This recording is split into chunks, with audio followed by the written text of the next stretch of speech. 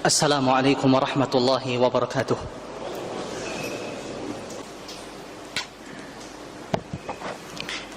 Innal hamdalillah nahmaduhu wa nasta'inuhu wa nastaghfiruh wa na'udzu billahi min shururi anfusina wa min sayyiati a'malina. Man yahdihillahu fala mudilla lahu wa man yudlil fala hadiya lahu. Wa ashhadu an la ilaha illallah wahdahu la sharika lahu wa ashhadu anna Muhammadan 'abduhu wa rasuluh. يا أيها الذين آمنوا اتقوا الله حق تقاته ولا تموتن إلا وأنتم مسلمون يا أيها الناس اتقوا ربكم الذي خلقكم من نفس واحدة وخلق منها زوجها وبث منهما رجالا كثيرا ونساء واتقوا الله الذي تساءلون به والأرحام إن الله كان عليكم رقيبا يا أيها الذين آمنوا اتقوا الله وقولوا قولا سديدا يصلح لكم أعمالكم ويغفر لكم ذنوبكم ومن يطع الله ورسوله فقد فاز فوزا عظيما أما بعد فإن أصدق الحديث كتاب الله وخير الهدي هدي محمد صلى الله عليه وسلم وشر الأمور محدثاتها فإن كل محدثة بدعة وكل بدعة ضلالة وكل ضلالة في النار. معاشر المسلمين rahimani wa rahimakumullah. Kaum muslimin, semoga kita semua senantiasa dirahmati oleh Allah Subhanahu wa taala. Di dalam sebuah hadis yang diriwayatkan oleh Al-Imam Al-Bukhari dan juga Muslim, bahwasannya Hudzaifah ibn al-Yaman radhiyallahu taala anhu mengabarkan kepada kita semua, kana an-nasu yas'aluna Rasulullah sallallahu alaihi wasallam 'anil khairi wa kuntu as'aluhu 'anil syarri makhafata an yudrikani. Dahulu manusia, kata Hudzaifah ibn al-Yaman, sahabat Nabi yang mulia sallallahu alaihi wasallam, bertanya kepada Rasulullah sallallahu alaihi wasallam tentang kebaikan, hal-hal yang mengandung kebaikan. Akan tetapi aku, kata Hudzaifah ibn al-Yaman, bertanya kepada Rasulullah sallallahu alaihi wasallam tentang perkara-perkara keburukan, karena aku khawatir jika aku tidak mengetahui perkara-perkara keburukan itu, aku akan jatuh dalam perbuatan tersebut. Ma'asyiral muslimin rahimani wa rahimakumullah. Para ulama kita menjelaskan, araftu syarra la li syarri lakin li tawaqqihi.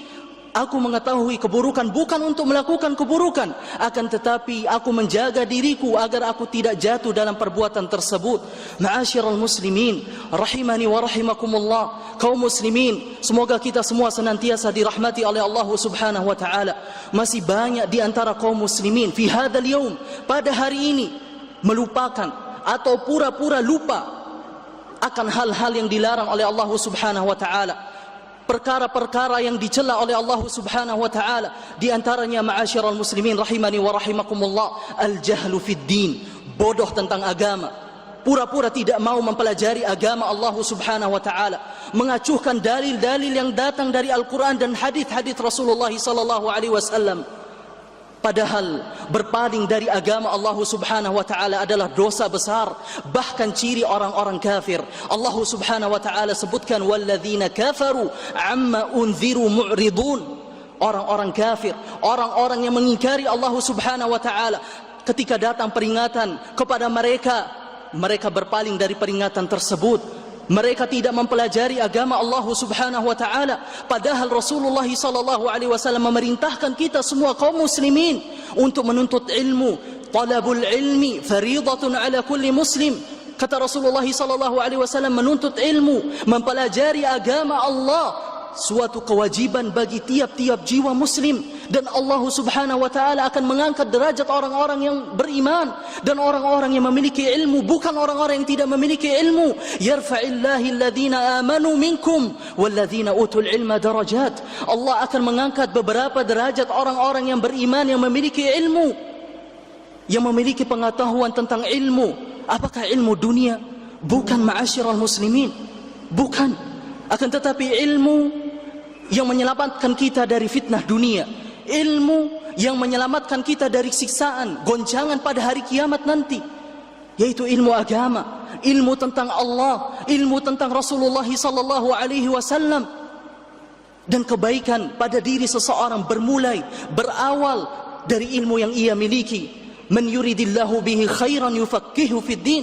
Kata Rasulullah sallallahu alaihi wasallam, barang siapa yang dikehendaki oleh Allah Subhanahu wa taala untuknya kebaikan, Allah pahamkan untuknya baginya ilmu agama. Pada hari ini ma'asyiral muslimin rahimani wa rahimakumullah, kebanyakan dari kaum muslimin tidak mengenal hakikat dari agama Islam.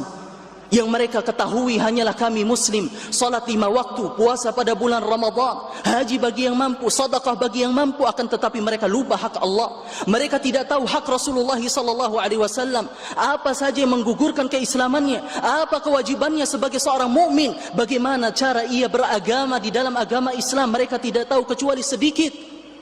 Betul apa yang dikatakan oleh para ulama kita, innal jahla da'ul umami. Kebodohan adalah penyakit umat. Penyakit yang paling berbahaya adalah kebodohan. Tidak terjadi kesyirikan di muka bumi ini kecuali karena kebodohan. Tidak terjadi perzinahan, tidak pula terjadi seseorang melakukan kedurhakaan kepada orang tua, memutuskan tali silaturahmi dengan keluarganya, bahkan sesama muslim, kecuali karena kebodohan. Oleh karena itu Rasulullah sallallahu alaihi wasallam mengingatkan kita, innama syifa'ul iyyi su'al. Sesungguhnya obat dari kebodohan adalah bertanya. Ma'asyiral muslimin, tinggalkan penyakit ini. Penyakit ini adalah pangkal dari segala kehancuran, pangkal dari segala kebinasaan. Maka dari itu al-Islam datang dengan Al-Quranul Karim. Di awal-awal surat Al-Baqarah, Allah Subhanahu wa taala berfirman, "Dzalikal kitabu la raiba fihi." Sebuah kitab, Al-Quranul Karim, tidak ada keraguan di dalamnya. Hudan lil muttaqin, sebagai petunjuk, sebagai ilmu untuk menempuh kehidupan di dunia bagi orang-orang yang bertakwa kepada Allah Subhanahu wa taala. Hadza huwal awwal. Ini yang pertama. Kemudian yang kedua, ma'asyiral muslimin rahimani wa rahimakumullah, di antara perkara yang diremehkan atau tidak sedikit dari kalangan kaum muslimin tidak mengetahuinya atau pura-pura lupa, al-istihza'u bid-din, menjadikan agama sebagai bahan olok-olokan, menjadikan agama sebagai bahan tertawaan, sendau gurau. Ikhwati, saudaraku, agama Islam tidak melarang kita untuk sendau gurau, akan tetapi Rasulullah sallallahu alaihi wasallam mengingatkan kita, ihris ala ma yanfa'uka, bersungguh-sungguhlah kamu untuk mendapatkan sesuatu yang menjadikan manfaat bagimu di akhirat nanti. Bukankah para ulama kita mengatakan adz-dzakiyyu alladzi taraka ma la ya'ni? Lelaki yang cerdas, lelaki yang pintar, yaitu lelaki yang meninggalkan sesuatu yang tidak memberikan manfaat baginya pada hari kiamat nanti. Sekali lagi ma'asyiral muslimin, agama Islam tidak melarang kita untuk tertawa, agama Islam tidak melarang kita untuk berbahagia, akan tetapi agama Islam melarang kita jika untuk membahagiakan mereka dengan cara memperolok-olok agama. Bukankah Allah Subhanahu wa taala berfirman di dalam surat At-Taubah, abillahi wa ayatihi wa rasulihi kuntum tastahzi'un? Apakah kalian berani dengan Allah, berani dengan ayat-ayat Allah yang Allah turunkan, Rasul yang Allah utus, kalian menjadikan sebagai bahan olok-olokan, ejek-ejekan? La ta'tadiru, la ta'tadiru. Sudah cukup, tidak ada uzur lagi bagi kalian, tidak ada lagi alasan bagi kalian. Qad kafartum ba'da imanikum. Setelah kalian beriman kepada Allah, kalian telah menjadi kufur, wal iyadu billah. Ma'asyiral muslimin, unzur, lihat dampak bagaimana kalau kita menjadikan agama sebagai bahan ejek-ejekan. Ma'asyiral muslimin rahimani wa rahimakumullah.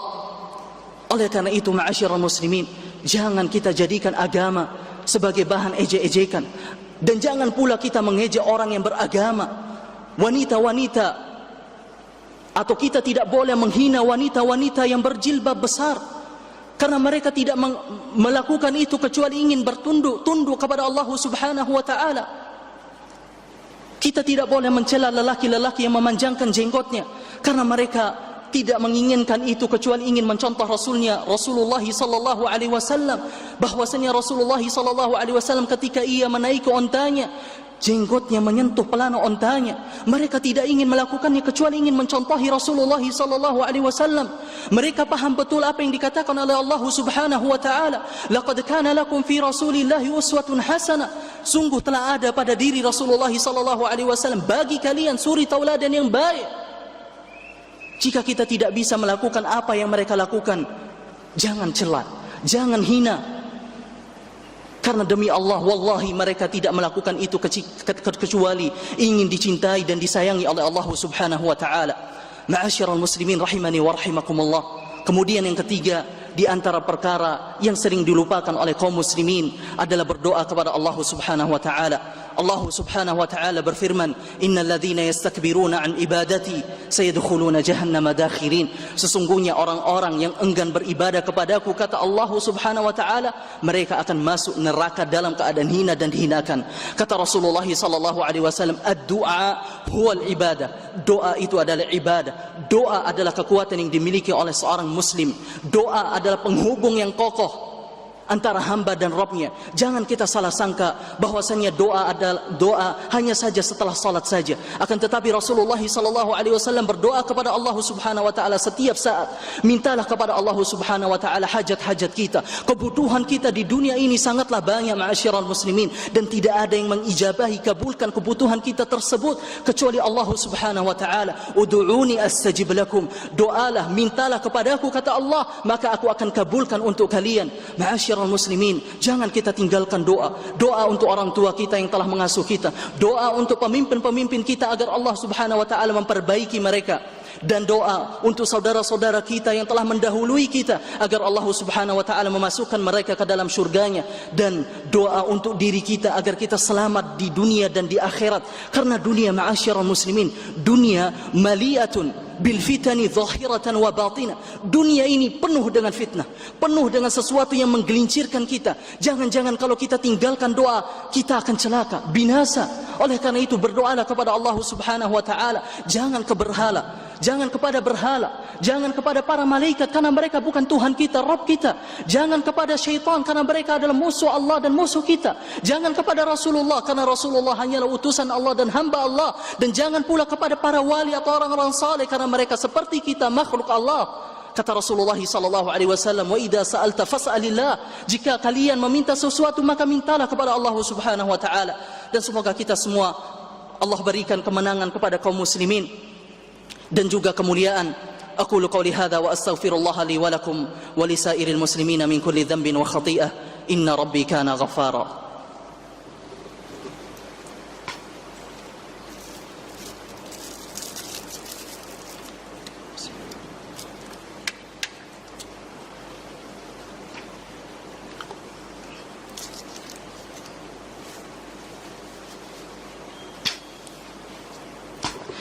أحمد ربي وأشكره وأشهد أن لا إله إلا الله وحده لا شريك له وأشهد أن محمدا عبده ورسوله.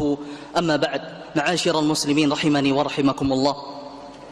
Kaum muslimin, semoga kita semua senantiasa dirahmati oleh Allah Subhanahu wa taala. Sebelum saya mengakhiri khutbah kedua ini, saya ingin berwasiat kepada diri saya sendiri terutama dan anda sekalian, bertakwalah kepada Allah Subhanahu wa taala. Karena Allah Subhanahu wa taala berfirman, "Fatazawwadu fa inna khairaz zadi taqwa." Dan berbekalah kalian karena sebaik-baik bekal dan sebaik-baik bekal adalah ketakwaan. Takwa adalah sebaik-baik bekal ketika kita menghadap Allah Subhanahu wa taala.